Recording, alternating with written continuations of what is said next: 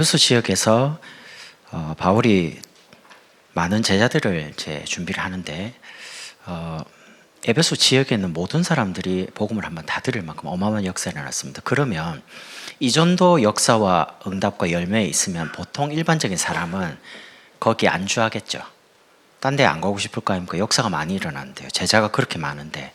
그런데 바울은 인생의 전체에 대한 뭔가를 가지고 있다 보니까 오늘 21절에 마게도냐와 아가야를 거쳐 예루살렘에 가서 이 역사를 잠시 보고하고 원래 가려고 했던 인생의 전체 여정이 어디냐? 로마입니다. 가겠다는 겁니다. 여러분, 인생에 여러분이 대단한 성공을 하든 아니면 어려움이 와가지고 굉장히 큰 어려움이 올 때도 그 순간만 살펴보지 마시고요. 여러분 인생 전체를 한번 쭉 보시면서 인도받으시면 좋겠습니다. 일이든 전도든 똑같아요. 전체를 보고 가는 사람과 그거 하나만 보는 사람은 오래 가기가 좀 쉽지가 않아요. 예를 들면 여러분이 100m 정도를 뭔가 던질 수 있는 힘이 있는 사람이 100m에 던지는 것과 공을 100m 던질 수 없는 사람이 50m 던지는 거는 벌써 다른 겁니다. 조절을 할 수 있다는 말이거든요. 인생 전체를 향한 하나님의 뜻과 하나님의 계획이 어디에 있냐? 여러분이 항상 인생 여러분의 오늘만 보지 마시고요. 인생 전체를 말씀을 따라 보시는 겁니다. 그래야 올바르게 해석이 됩니다.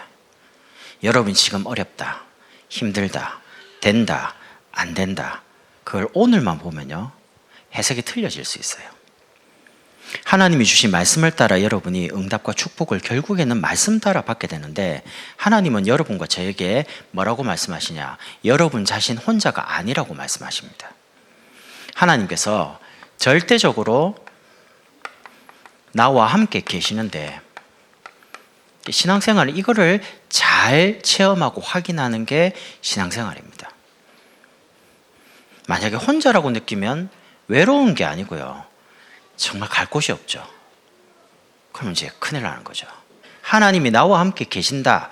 이게 그냥 말씀으로가 그냥 느껴지는 게 아니고요. 하나님은 절대적인 생명을 여러분과 저에게 주셨습니다. 창조해 주시고 생명의 주인이시고 만물의 주인이신 하나님이 여러분의 모든 생사화복, 생명을 주관하고 계십니다. 그러니까 사람이 아무리 그래도 병들었다고 죽는 게 아니거든요. 사명이 끝나야 죽는 거고. 그러니까 여러분이 이 속에 있어야지만 여러 가지 문제가 바르게 해서 하나님이 정말로 허락하지 않으면 안 되는 일인데 여러분이 일어났잖아요. 그럼 허락하신 이유가 뭡니까? 그렇게 찾아야 된다는 겁니다. 인생 전체를 놓고 하나님이 허락 안 하면 공중나는 참새도 안 떨어집니다. 그럼 떨어졌다는 것은 이유가 있는 거죠. 뭔가 그 생명을 가지고 능력을 가지신 그 하나님이 하나님의 모든 능력을 여러분에게 준 겁니다. 저에게 주신 겁니다. 생육하고 번성하고 땅을 정복할 그 속에서 여러분과 제가 할 게 하나밖에 없습니다. 우리에게 주신 완전 복음을 날마다 붙잡는 겁니다. 여러분, 치유는 병이 낫는 게 아닙니다. 하나님이 안 믿어지는 상태가 원래 우리 존재잖아요. 근데 여러분, 복음을 딱 붙잡고 자꾸 치유되면 제일 먼저 하나가 자꾸 믿어지게 됩니다. 안 믿어진다는 자체가 나쁜 게 아니고요. 원래 그래요. 하나님 떠나서 계신 줄도 몰라요. 그러던 우리가 그리스도를 통해서 하나님을 다시 만났는데 하나님 떠났던 체질과 각인 뿌리가 너무 깊다 보니까 안 믿어지는 겁니다. 너무 당연한 거죠. 저 옛날에 복음 전하니까 하나님 눈에 보여주면 믿겠다는 겁니다. 와, 황당하대요. 자기 앞에 보여주면 믿겠다는 거예요. 근데 신경질 나고 보여줄게. 이러고 갑자기 눈 동그래져. 봐봐. 이러고 종이 딱 꺼내가지고 십자가 쫙 그랬죠. 이러고 딱 영접할래 안 할래 하니까 영접하겠다는 겁니다. 안 하면 큰일 날 뻔했어요. 너무 강하게 나오니까 나도 열받아가지고요. 원래 복음을 그렇게 하면 안 되거든요. 자, 이거 정말 영접하면 보여줘. 이 사람이 의심을 했으면 살짝 약간 겁났을 뻔했는데 본인이 믿겠다는데 영접하더라고요. 이제 믿어지냐 그러니까 뭐 설명을 잘 못하겠대요. 그게 믿어지는 거다. 제가 이제 못을 박아놓고요. 그런 일이 있어요. 여러분 치유받으면 자꾸 믿어지고 감사가 나옵니다. 지나왔던 모든 안 좋았던 과거가 상처가 아니라 하나님께서 나에게 복음을 깨닫게 하시려고요. 그러니까 인생 전체를 놓고 보면 그때가 이해되는 거죠. 근데 그걸 전체를 안 보면 왜 이렇게 나만 힘들지? 예수 믿는데 나만 고단하고 나만 이렇게 어려운 것 같고요. 안 그렇습니다. 여러분이 정말 복음을 붙잡으면 여러분 정신, 육신, 영적 문제가 그때부터 이제 치유되기 시작하는 겁니다. 나와 함께 계신 뿐만 아니고요. 하나님은 우리와 함께 계십니다.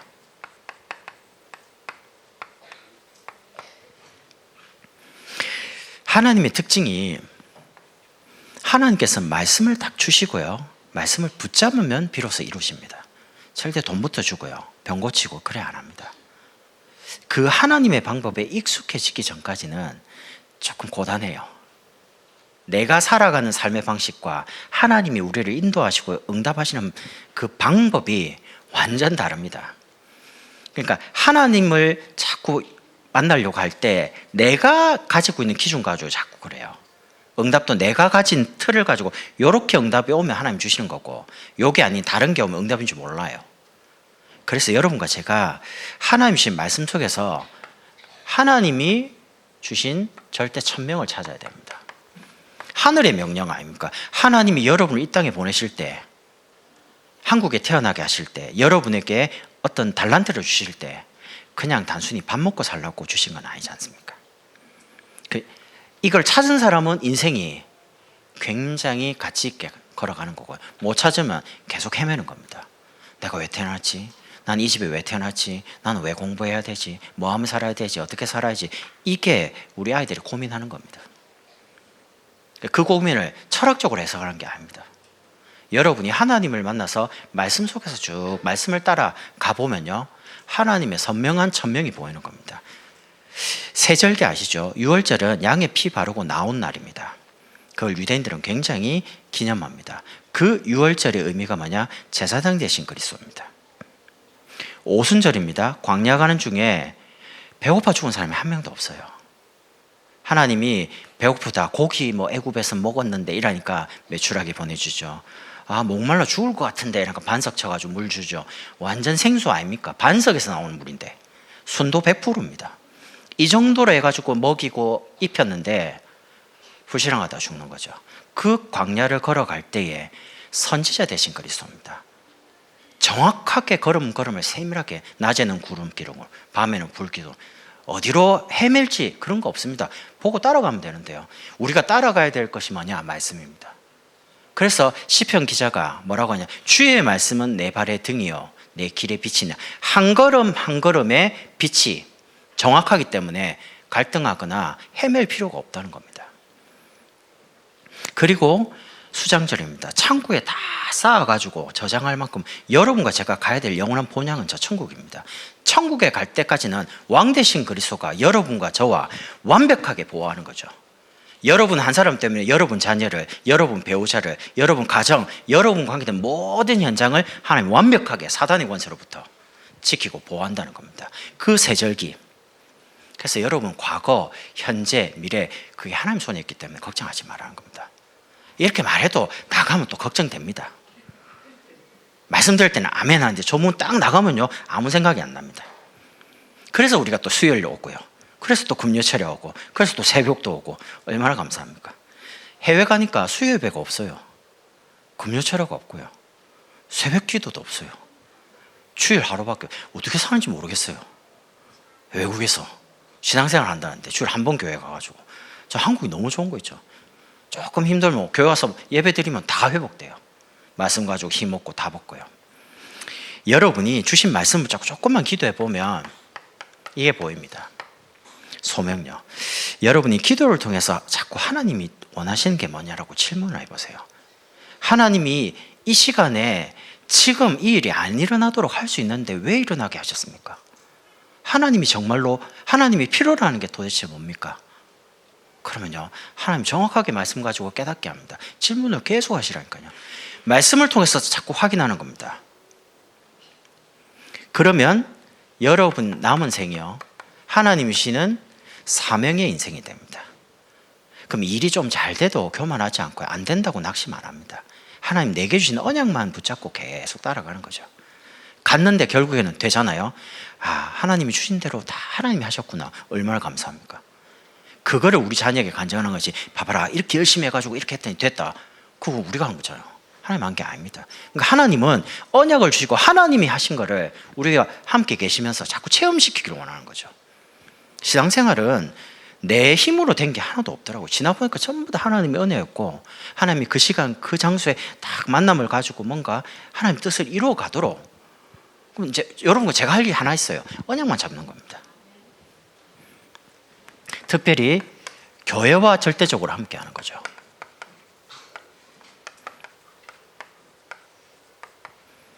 세상에서 제일 무서운 게 뭔지 압니까? 여러분과 제가 하다가 다 못해도 괜찮아요. 그럼 우리 자녀가 그걸 이어받아서 하는 겁니다. 그럼 우리 자녀가 못하잖아요. 그럼 우리 자녀가 커서 결혼해서 아이를 낳죠. 그 아이가 또 하면 됩니다. 그 아이가 못하죠. 그 다음 아이가 하면 됩니다. 그러면 반드시 이루어집니다. 그런 마음으로 여러분과 제가 언약을 정말 각인을 계속 해야 됩니다. 안 그러면 다른 게 계속 옵니다. 올라옵니다. 여러분이 살고 계시는 그 지역에, 여러분이 밖에서 일을 하고 집으로 딱 돌아오시잖아요. 그럼 그 집은 그 지역의 영적인 영향을 받습니다. 여러분이 다른 곳에 일해도 여러분이 돌아오는 그 집은 그 지역의 영적 분위기에 영향을 받고 있다니까요. 그래서 여러분이 언약 딱 잡고 한 지역을 살려야 됩니다. 그리고 뿌리 내려야 됩니다. 하나님이 한국이라는 나라를 세계에서 굉장히 유명하게 띄우고 있습니다. 이유는 하나입니다. 복음 전하라고요. 전 세계가 지금 열광하고 있습니다. 한국에 한번 가보는 게 소원. 한국에서 한 달만 살아보는 게 소원. 우리나라 사실 볼 거 없잖아요. 근데 외국에서 왔던 사람들이 한국에 와가지고 길에 이렇게 물건 진열해 놓는 거 보고 기겁하잖아요. 아무도 안 훔쳐가고 있으니까. 해외에서는 그게 훔쳐가는 게 흔한가 봐요. 저는 해외 가면 가방을 앞으로 딱 매거든요. 왜냐, 뒤에 있으면 쑥 열어갖고 다 가져가니까. 돈이고 뭐고 다 훔쳐가 버립니다. 그냥 잠깐, 한국에는 잠깐 뭐 핸드폰 놓고 화장실 가도 괜찮은데, 괜찮지는 않겠죠. 가져가 보면 잃어버리는데, 해외는 놔뒀다 그냥 바로 그냥 사라지는 겁니다. 그런 부분. 그 다음에 버스 막 몇 분에 온다, 열차 몇 분에, 앱에서 다 나오죠. 그러니까 해외에서 뭐라고 하냐면, 저 한국은 2050년에 사는 것 같아요. 우리가 2050년에 살고 있습니까? 우리 2024년도에 살고 있는데. 그 정도로 한국이 살기 편하고요, 안전하고, 밤늦게 나가도 위험하지 않고. 진짜 해외는, 전에 LA 갔는데 목사님 저에게 그래, 밖에 나가지 말라는 거예요. 왜요? 그러니까 총 맞아 죽는다는 거예요. 특히 편의점 세븐일븐인데 멕시칸 사람들이 많이, 죄송해요, 인종차별이 아닙니다. 그런 사람들이 많은데 그 절대 눈 맞추시면 안 된다. 겁나가지고 목말랐는데 물 한 병 사 먹고 싶은데 나가지를 못하겠는 거예요. 총 맞을까 싶어가지고. 근데 진짜 무서워요, 해외는. 일본만 가도 조금 다른데 진짜 해외는 컴컴해지면 밖에 아무도 안 다녀요. 근데 막 밤에 소리 지르고 다니는 거 보면 한국밖에 없어요. 그러니까 진짜 하나님이 한국을 6.25부터 시작해서 가난한 나라를 한국이 올림픽 이후로 막 계속 경제적으로 성장시킨 이유가 뭐냐? 전 세계 복음화라는 겁니다. 그래서 여러분, 한 나라를 마음에 딱 담고요, 여러분의 가족과 자녀가 함께 그 나라를 살리는 겁니다. 2, 3, 7 중에. 그럼 일단은 많이 가봐야 되겠죠. 이렇게 하면서 우리 체질이 이 시대, 한 시대를 살릴 수 있도록, 하나님 우리를 쓰실 수 있도록 준비를 하는 겁니다. 인생 전체를 말씀을 따라가시면서, 두 번째입니다. 교회에서 말씀을 들을 때 여러분 맞는데 현장이나 현실 가보면 좀 어렵죠. 우리가 가지고 있는 현장, 현실을 가보면 여전히 뭔가 예수 믿는데 답답하지 않습니까? 그때에 여러분이 하나님이 주시는 진짜 응답을 따라가야 됩니다. 안 그러면 인생의 경험과 배워온 지식 가지고 결정해버리면 계속 실패합니다. 사람이 그렇지 않은데 너무 큰 실패를 계속 경험하고 너무 안 되는 걸 계속 경험하면 사람이 무기력해지고 무능력해집니다. 그리고 용기가 안 납니다. 왜? 이거 해도 안 되고 저거 해도 안 되니까요. 그래서 응답을 따라갈 때 제일 먼저 첫 번째가 뭐냐? 하나님이 우리에게 요구하는 겁니다. 순종. 순종이 뭡니까? 여러분이 강단에서 선포된 말씀만 따라가라는 겁니다. 여러분, 전투기 조종사 한 명을 양성할 때 돈이 10억 넘게 든답니다. 한 명을. 그때 양성할 때 많은 기술적인 기계적인 부분도 가르치면 하나 절대 계속 강조하면서 말하는 게 하나 있습니다. 그게 뭐냐? 계기판만 믿으라는 겁니다. 이게 무슨 말이냐? 비행기가 속도가 엄청 빠르잖아요. 그럼 하늘도 파랗고 바다도 파랗습니다. 그럼 눈으로 볼 때 파랗구나 하고 만약 움직이면 땅으로 처박습니다. 바다로 추락합니다. 그래서 계기판만 딱 신뢰하지, 다른 거 절대 신뢰하지 말라는 거죠. 그게 전투기 조종 철칙입니다. 여러분과 제가 철칙으로 믿어야 될 거, 강단에서 선포된 말씀을 따라가라. 다른 거 신뢰하지 말고요. 이번 주간에 선포된 말씀을 붙잡고 이번 주간에 한 걸음 한 걸음을 응답받고 선택하고 인도받아가는 겁니다. 그럼 그게 쌓여가지고요, 어떻게 하냐? 하나님이 원하는 길, 우리가 원하는 길이 아닌 십자가 그러니까 이제 죽는 거 생각하시죠? 여러분 보고 죽으라고 안 했습니다. 그리스도가 십자가에서 죽으셨습니다. 모든 문제를 다 끝내놨습니다. 그리고 우리에게는 하나님께 영광 돌릴 수 있는, 그래서 이거 아는 주기철 목사님은 일제시대 때 예수 한 번만 부인하면 살려줄게 라고 할 때 주기철 목사님 각오를 했습니다. 인생에 두 번 사는 것도 아니고 한 번 딱 사는데 일사가고 딱 한 번 사니까 한 번 죽는 거니까. 그러니까 많은 사람들이 그 어떤 신앙을 이어받아 가지고요, 사실 스데반 한 사람이 죽었는데도 그 시대가 바뀌는데 일제시대에 6.25 거치면서 수많은 사람들이 예수 믿는다는 이유로 죽었습니다. 20세기 들어와서 하나님이 한국을 안 쓸 수가 없어요. 역사적으로 20세기 들어와서 그렇게 많은 사람이 순교한 나라는 한국밖에 없습니다. 역사적으로 예수 믿는다는 이유. 여기 제암리 같은 경우도 주일날 예배 드리는데 와가지고 밖에서 그냥 딱 문 잠가놓고 불태웠다 아닙니까? 공산당에 와가지고 역사적인 사건 아닙니까? 그래서 하나님께서 저와 여러분이 요구하는 게 아무것도 없어요. 하나, 순종. 그럼 순종이 뭡니까? 말 잘 듣는 겁니까? 아닙니다. 순종의 의미는 뭐냐? 바르게 배우는 게 순종이에요. 바른 걸 알아야지 바르게 따라갈 거 아닙니까? 내 것이나 내 주장이나 세상 것이 필요 없다는 말입니다. 직원이 직원 주장을 계속해버리면 그건 직원 아니죠. 사장이죠. 부하가 부하 주장이 있거나 부하 생각이 있으면 부하가 아니죠. 여기서 응답이 되기도 하고 응답이 안 되기도 하고, 이게 모든 게 결정이 납니다. 왜 응답이 없습니까? 내 주장대로, 내 생각대로, 내 계획대로 가니까요. 하나님이 원하시는 대로 가야 되는데.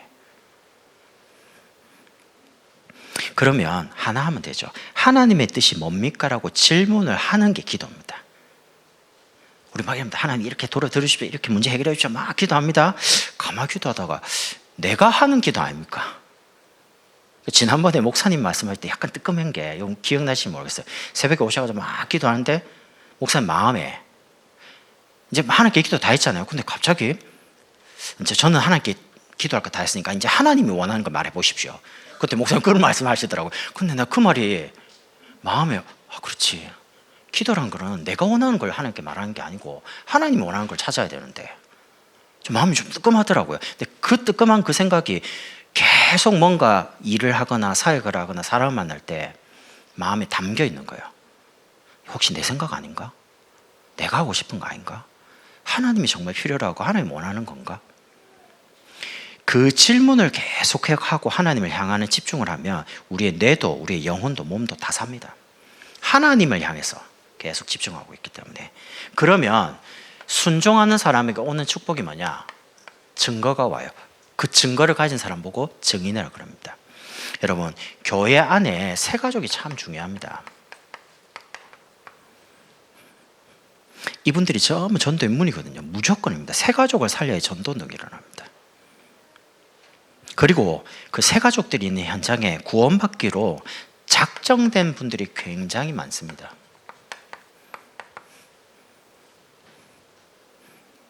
저는 옛날에 전도 잘 모를 때 어디 가서 복음 전하지? 내 주변에는 불신자가 아무도 없는데 그렇게 고민했습니다.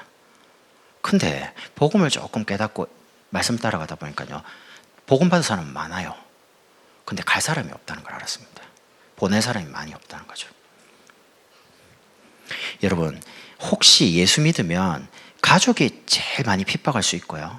혹시 여러분 가장 가까운 친구나 직장 동료가 여러분을 오해하거나 핍박할 수 있습니다. 그때 여러분이 착각하시면 안 될 게, 그 시간이 여러분 주변에 있는 사람이 여러분이 변화되고 있는 것을 확인하는 중입니다.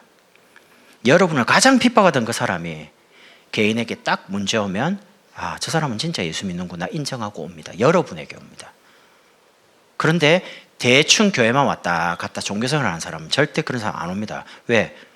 너무 부어라 마셔라 계속 그러고 있는데, 불신자보다 더 못하는데 자기가 가장 고민될 때 찾아오겠습니까? 아닙니다. 그러니까 조금만 여러분이 가족 중에 핍박을 당하고, 여러분 예수 진짜 믿으면 가족이 원수가라고 해요. 영적으로 안 맞아요. 안 맞게 당연하죠. 여러분 금토일 교회 다 오잖아요. 근데 금토일은 황금기인데 여행 가죠, 캠핑 가죠, 가족끼리 다 가는데 안 맞게 돼 있습니다. 인생 가치관이 다 다르기 때문에. 그래서 여러분께서 진짜 좀 어려움 올 때 조금만요, 하나님의 말씀을 증거로 여러분 딱 붙잡고 확인만 하시면 됩니다. 아, 지금 내가 좀 어려운데 내 가족들이 나를, 내가 변화되고 있는 것을 보고 있는 거다, 지켜보고 있는 거예요. 어느 날 본인들이 딱 볼 때 아, 진짜 뭐 바뀌었는데 라고 생각되면 그때부터 여러분에게 영향을 받습니다. 여러분이 하는 말, 여러분이 하는 대로 따라옵니다. 왜? 여러분이 하는 대로 하나님 말씀을 이루어 가시거든요. 그러면 증거를 가지고 세 번째입니다. 분녀입니다. 조금 어려운 말인데 예수님께서 십자가 지시고 이제 승천하셨습니다. 승천 이유입니다. 예수님이 여기 계시면 여기 계신 사람들만 구원받아요. 응답받아요. 열매 맺습니다. 그러면 어떤 지역에 제한을 받잖아요. 예수님께서 뭐라 했냐? 내가 가면 보혜사 성령께서 오신다는 겁니다. 우리를 보호하시고 은혜를 주고 하시는 분, 스승인. 그 성령께서 모든 성도와 함께 시공간을 초래했어요. 여러분이 여기서 예배드리고 말씀 붙잡고 기도하는데 여러분과 관계된 직장, 여러분 가정, 여러분 자녀에게 시공간을 초월해서 동시에 역사할 수 있습니다. 그래서 걱정하지 말라는 겁니다. 분여가 뭐냐? 완전한 성령께서 모든 성도와 함께 시공간을 초월해서 함께 계십니다. 여기에 대한 확신을 가지라는 겁니다. 여러분, 많은 사람들이 누림과 기다림, 도전을 구분을 잘 못합니다. 누리는 거, 기다리는 거, 도전하는 거. 가만히 있으라는 말이 아니죠. 빨리 하는 것하고 급한 건 다르죠. 빨리 하는 거하고 급하게 막 하면 다르죠, 의미가. 안 믿으면서 무조건 하는 거는 급한 거죠. 안 믿는데 막 하는 건 급한 거죠. 느림과 여유는 다른 겁니다. 여유 있게 여러분이 응답을 받으면 사람은 굉장히 뭔가 판단이 바르게 되기 때문에, 분별이 되기 때문에 굉장히 여유 있어집니다.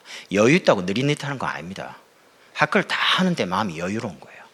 왜? 하나님이 중요하게 보시는 것과 안 중요하게 보시는 걸 구분을 하기 때문에. 그렇게 되면 우리의 삶에 응답은 계속 지속적으로 옵니다. 하나만 응답이 오는 게 아니고 이어서 계속 연결돼 가지고요. 그래서 여러분께서 무너지지 않는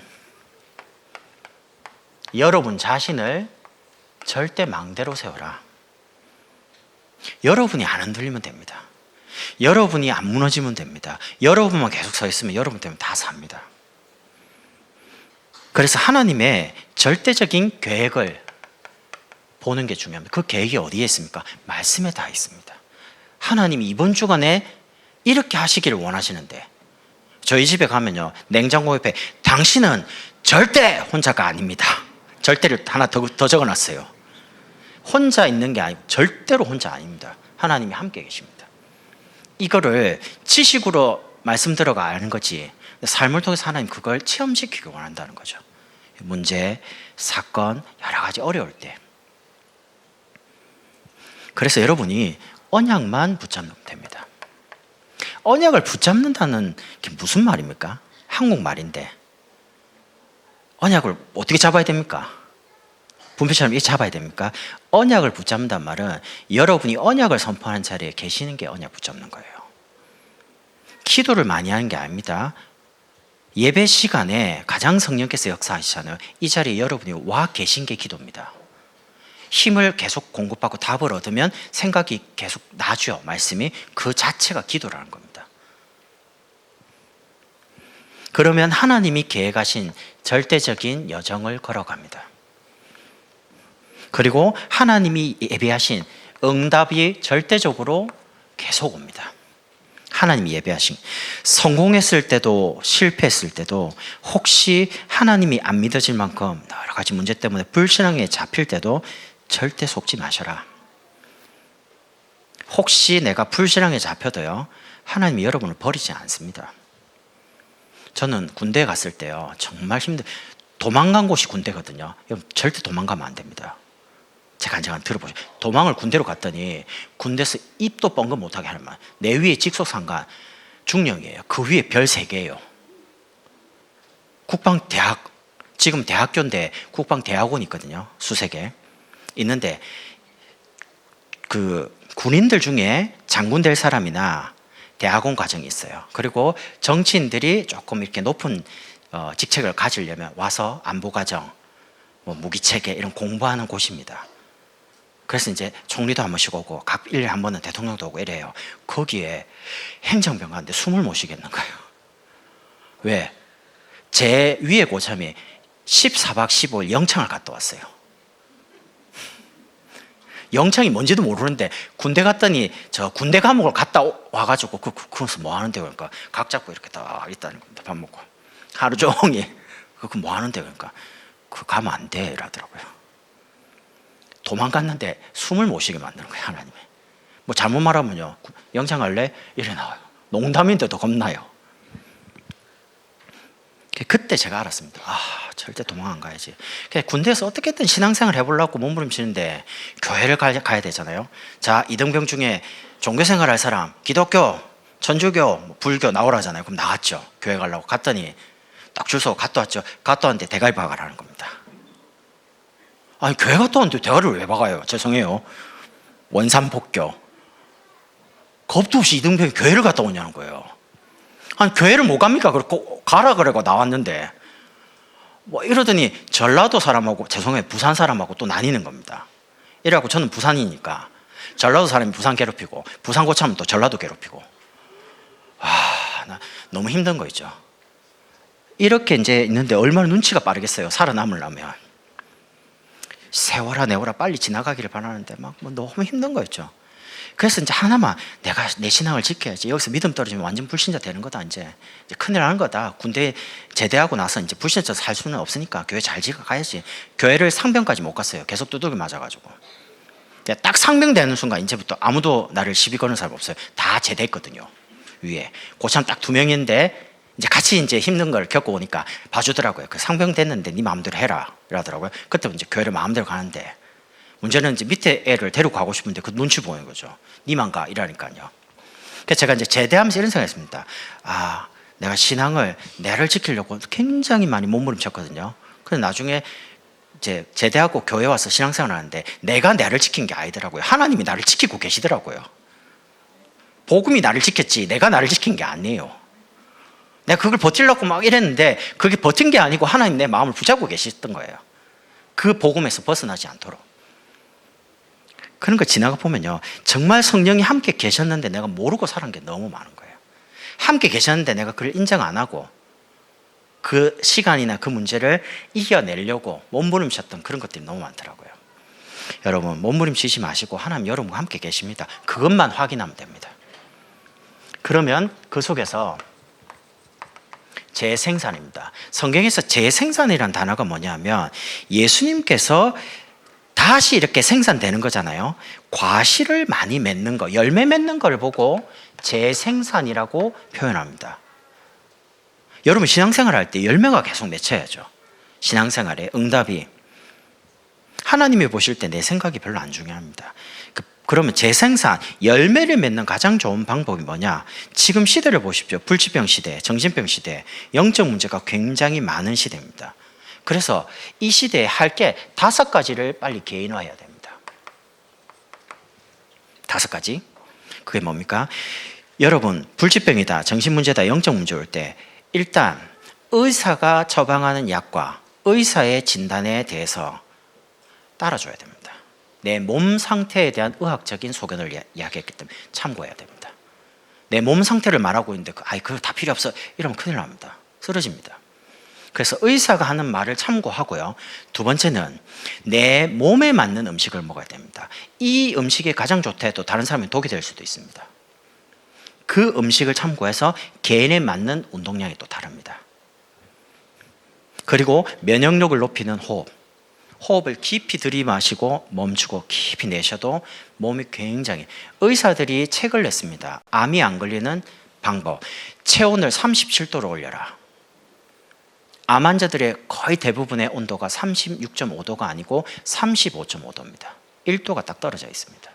제 이야기 아닙니다. 의사들이 한 이야기입니다. 그러면 체온을 올릴 수 있는 방법이 두 가지밖에 없답니다. 평상시 운동을 가지고 몸이 계속 거기에 적응하면 몸 자체가 운동을 계속 하고 있기 때문에 37도쯤. 그런데 운동을 안 했는데도 불구하고 체온이 올라가는 방법이 복식호흡이랍니다. 그래서 깊은 호흡을 합니다. 아기들 태어나면 이렇게 누워 자는 거 가만 보세요. 배가 볼록 이렇게 숨 쉴 때 배 가지고 호흡합니다. 복식호흡이거든요. 그러다가 3세, 4세쯤 지나가면 볼록 안 하고요. 가슴으로 호흡하기 시작합니다.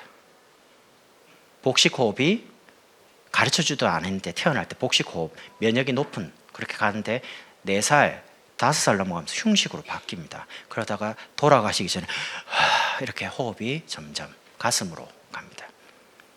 그래서 깊은 호흡은 체질적으로 의식을 해가지고 호흡을 하지 않으면 호흡이 안 돼요. 그래서 의식적으로 깊은 호흡을 하라고 자꾸 메시지가 나오는 겁니다. 그리고 나를 없애는 하나님을 계속 바라보는 기도 5가지거든요. 그럼 응답은 뭐냐? 하나님이 나와 함께, 우리와 함께 모든 문제와 사건을 다 합력해가지고 하나님이 가장 원하시는 가장 선한 곳으로 응답하시고 축복하는 거죠. 그래서 여러분이 뭐냐? 진짜 하나님과 함께 하는 게 응답 중에 응답입니다. 가장 센 분이 나와 함께. 이게 종입니다. 종이는 굉장히 약해요. 찢어집니다. 근데 이 종이가 벽에 딱 붙어가지고 딱 붙어버리면 벽만큼 힘이 생깁니다. 여러분이 누구한테 붙느냐가 이제 중요해요. 여러분이 하나님께 딱 붙어버리면 하나님이 가지고 있는 모든 게 여러분께 되는 겁니다. 근데 우리 자신이 하나님께 붙는 게 아니고 자꾸 내 생각, 어떤 내 거를 하다 보니까 자꾸 뭔가 다른 경험을 자꾸 하는 겁니다. 마지막으로요, 결론적으로 하나님의 말씀, 하나님의 응답을 따라가야 되는데 그 응답받는 통로가 어디냐? 그게 교회입니다. 교회예요. 그래서 교회를 통해서 여러분이 하나님이 일하고 계시는 전도의 시간표를 따라 일도 하고 공부도 하고 하시라는 겁니다. 전도하러 학교 가고 전도하러 일하러, 공부하러 가면 머리 아프죠. 일하러 가면 돈 벌어야 되니까 피곤하죠. 많이 다르죠. 그래서 오늘 바울을 보면 바울 인생의 전체 여정을 한번 보세요. 하나님께서 다메섹에서 바울을 부릅니다. 사도행전 9장 15절. 이방인과 임금들과 이스라엘 위한 택한 나의 그릇이다. 하나님이 부르자마자 부활하신 그리스도를 직접 체험시켰습니다. 개인화. 말할 필요가 없어요. 부활하신 그리스도가 딱 체험됐습니다. 그러고 자기 고향으로 갔단 말이죠. 근데 바나바가 찾아옵니다. 사도행전 11장 25절에서 26절 다소에 있는 바울을 불러와서 안디옥으로 부릅니다. 거기서 큰 무리를 가르칩니다. 1년간 가르쳤는데 어마어마한 그리스도인이 일어납니다. 교회와. 교회가 뭔지를 알아야 돼요. 교회는 건물이 아닙니다. 그러고 나서 하나님께서 이렇게 말합니다. 5명을 부르시는데 사도행전 13장 1절 4절 5명을 바나바와 바울을 따로 세워라. 이 제자를 이제 선교로 보냅니다. 제자화합니다.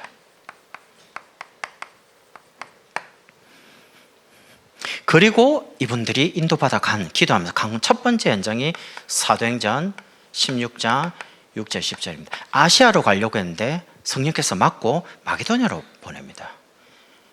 하나님이 예비하신 현장으로 이분들이 가기 시작했습니다. 인도를. 그때부터 빌립보, 데살로니가, 고린도, 오늘 에베소까지 온 겁니다. 그리고 바울이 이제 내가 로마도 가겠다는 겁니다. 전도합니다. 여러분의 인생을 이렇게 하나님 인도하실 겁니다. 바울을 인도하신 것처럼. 그럼 내 인생 전체를 시간표를 가지고요. 두 번째, 단계적으로 뭐 하면 되겠습니까? 이제는 하나님이 나를 개인화, 그 개인화시키는 교회, 하나님 쓰시는 제자로 내가 내 현장을 살리는 현장, 그리고 많은 사람들을 이제 전도가 되도록 전도를 일으킵니다. 그러면 전도의 전체를 보면서 무엇을 하면 되겠습니까? 제일 먼저 지역이든 계층이든 분석이 다 합니다.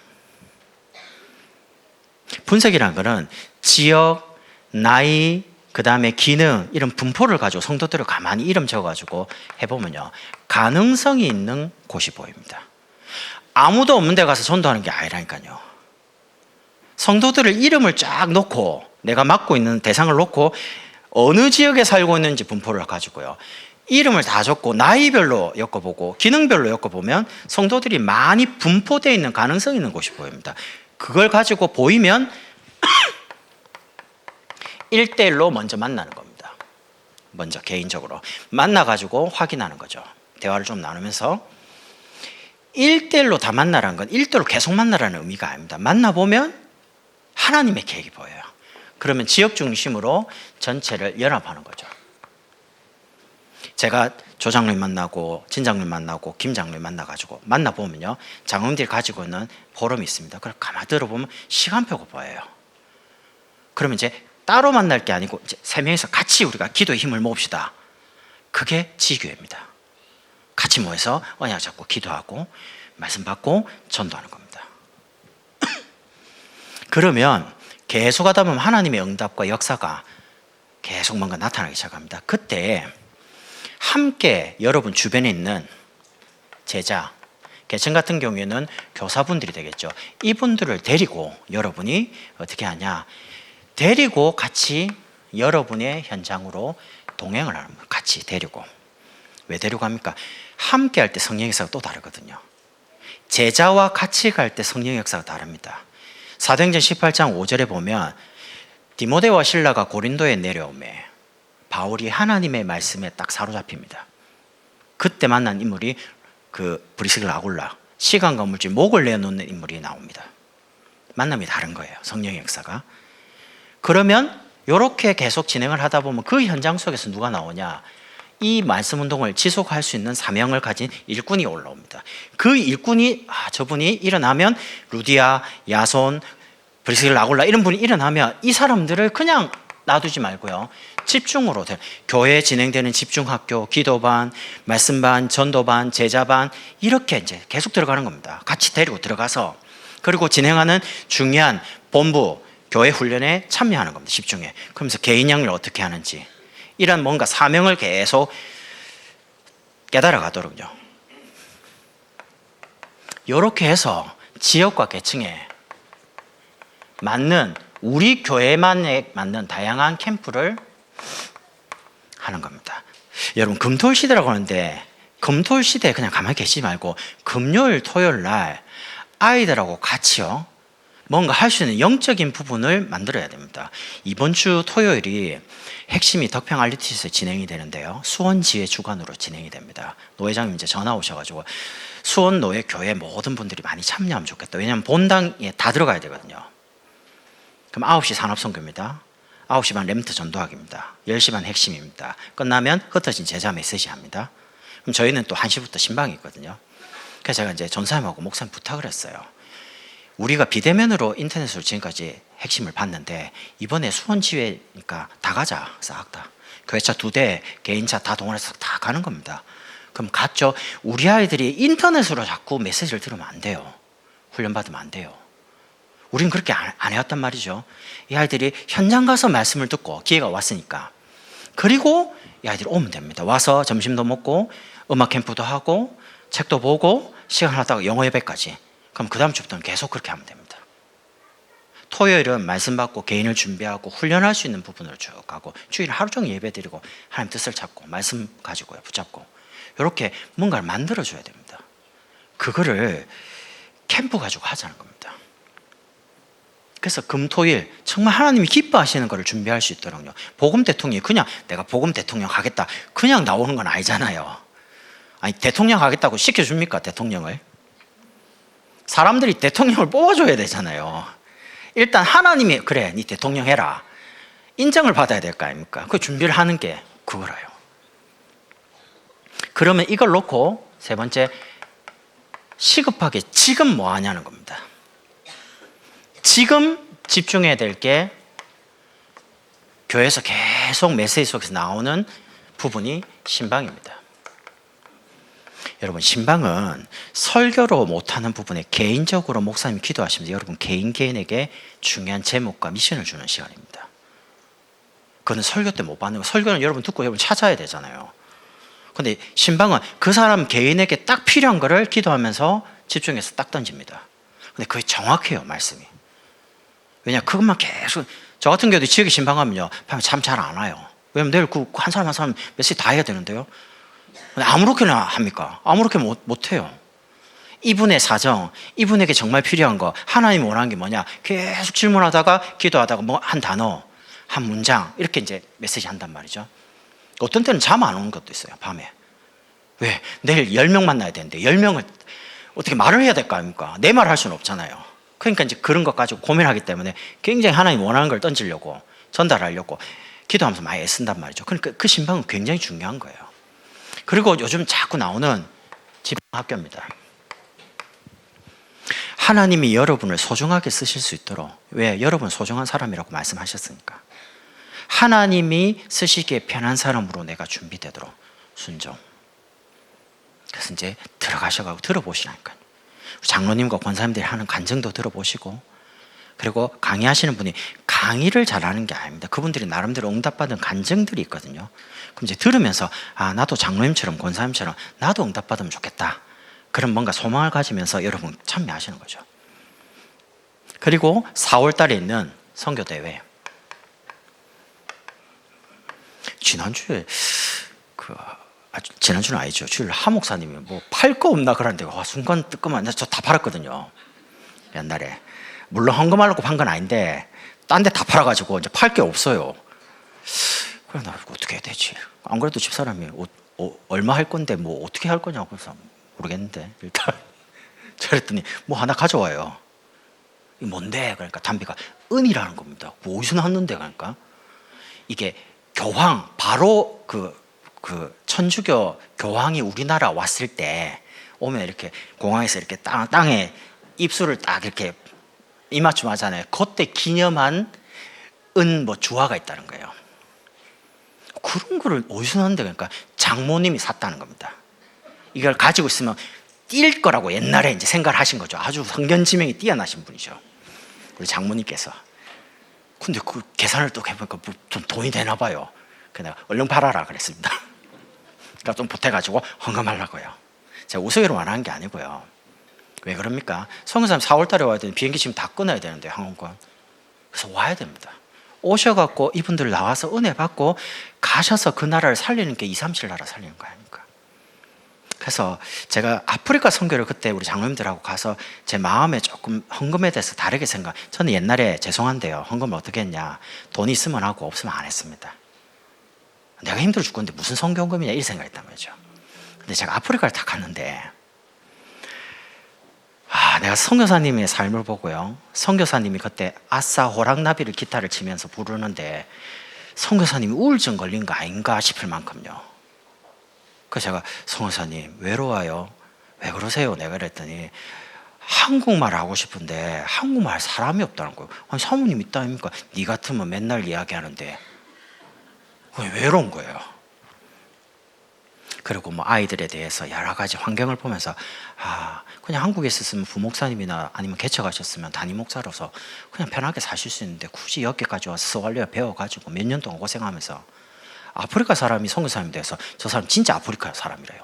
스왈리아를 너무 잘해가지고 이렇게 고생해서 선교를 하는데, 제가 돌아오면서 그래, 나는 조금 돈이 없어도 괜찮은데 이분은 지금 당장 없으면 아이들이 학교를 못 가고 여러 가지 힘든데 내가 조금 힘이 들지만 조금 이렇게 보내드리면 그거 갖고 이분이 진짜 정말 다락방을 하는데 한 군데 가는데 3일 걸려요.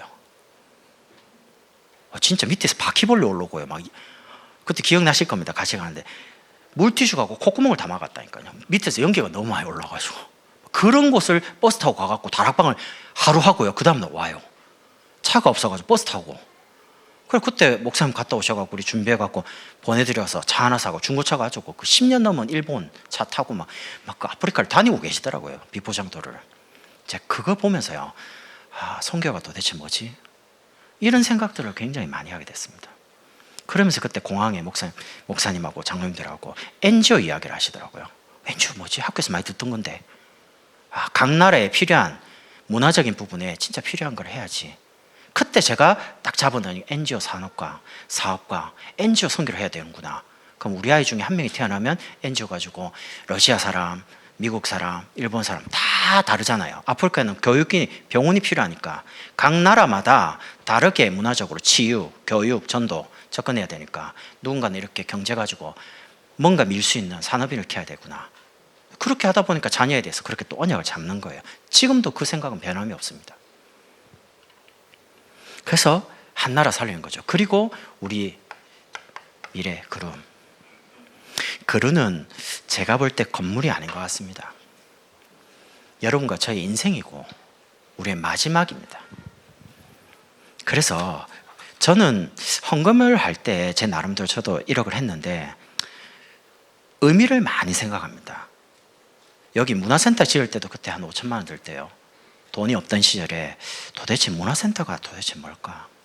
여기 건축을 할 때도 그때 장로님이 다 그 퇴직금 받아 넣은 그가 건축 올라갔었잖아요. 그때도 도대체 건축이 뭐지? 라고 하나님께 질문했는데 하나님이 수요 예배 때 목사님께 뭐라 하냐? 건축은 내 몸을 세우는 거다. 내 가정을 세우는 거다. 내가 그 말을 딱 듣고요. 제가 장인어른, 장모님 이름, 태어나지 않은 한빈이 이름 가지고요. 10만 원씩 그때 헌금했습니다. 왜? 나와 우리 가정과 자녀가 건축을 하면서 세워져야 되니까.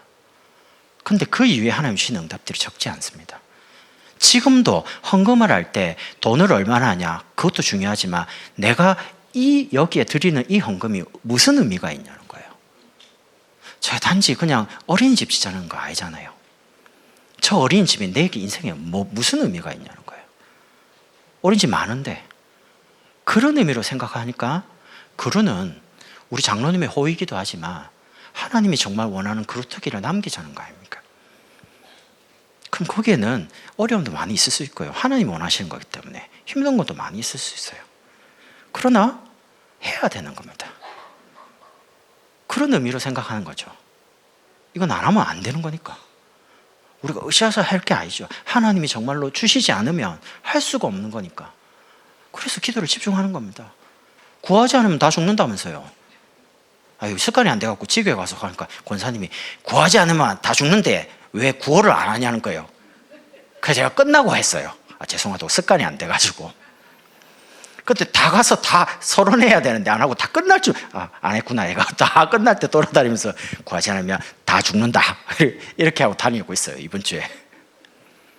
하나님의 말씀을 붙잡고 여러분 인생 전체를 보시고 그리고 현실만 보지 마시고요. 응답 주신 걸 따라서 교회의 시간표 속에 전도와 함께 걸어가면 좋겠습니다. 기도하겠습니다. 하나님 감사합니다. 우리 인생의 전체를 말씀으로 인도하신 하나님께서 우리의 현실과 현장을 보는 것이 아닌 하나님이 주시는 말씀의 응답을 따라 교회와 함께 걸음을 걸어가도록 축복해 주옵소서. 귀한 말씀이 우리의 삶을 통해 확인되게 하시고 체험되는 삶이 되도록 축복해 주옵소서. 예수 그리스도 이름으로 기도드립니다. 아멘.